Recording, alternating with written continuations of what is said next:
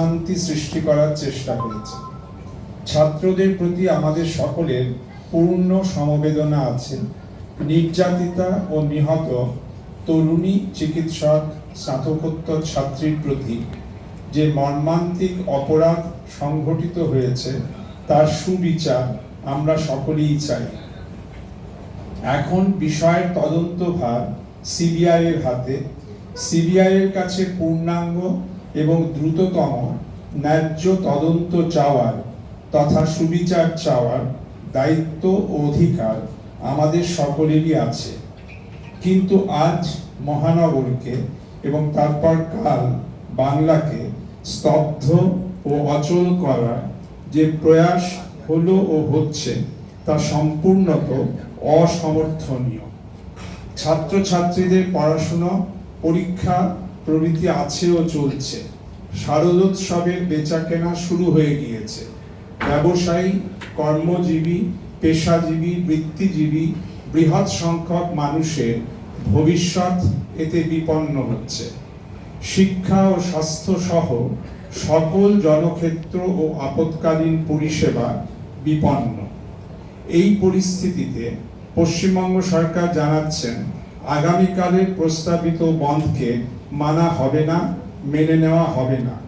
সকলের কাছে অনুরোধ, এই বন্ধে অংশ নেবেন না। মহারাষ্ট্র হাইকোর্টের সাম্প্রতিক বন্ধ বিরোধী চাপিয়ে দেওয়া বন্ধ বিরোধী নিষেধাজ্ঞার কথা সকলেই জানেন। সাধারণভাবে এই জাতীয় অচলাবস্থা জোর করে সৃষ্টির বিরুদ্ধে বিচার বিভাগের নানা নির্দেশ আছে। বন্ধ তথা আন্দোলনের নামে সাধারণ মানুষের স্বাভাবিক জীবনযাত্রাকে সহসা জোর করে বন্ধ করে দেওয়ার ব্যাপারে বিচার বিভাগের নির্দেশ মান্য।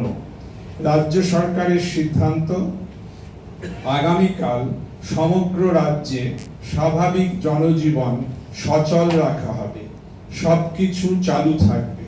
সরকারি কর্মচারীদের প্রতি সরকারের নির্দেশ, অফিস কাছারিতে অবশ্যই স্বাভাবিকভাবে আসবেন। দোকানপাট খোলা থাকবে। সরকার তার জন্য সকল অনুকূল ও আইনানুগ ব্যবস্থা করবেন। কারো কোনো ক্ষতি হলে সরকার সেদিকটিও দেখবেন। যানবাহন চলাচল স্বাভাবিক রাখতে হবে, এটাও সরকারি নির্দেশ। সকল প্রাইভেট বাস, মিনি বাস ইত্যাদি অপারেটরের প্রতিও এই অনুজ্ঞা থাকবে। বাংলাকে সর্বক্ষেত্রে সর্বতোভাবে সচল রাখতে হবে।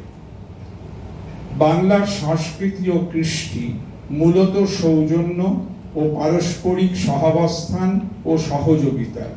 সেই সামাজিক কৃষ্টির প্রতি শ্রদ্ধা রেখে পুলিশ আজ যথাসাধ্য শান্ত থেকেছে।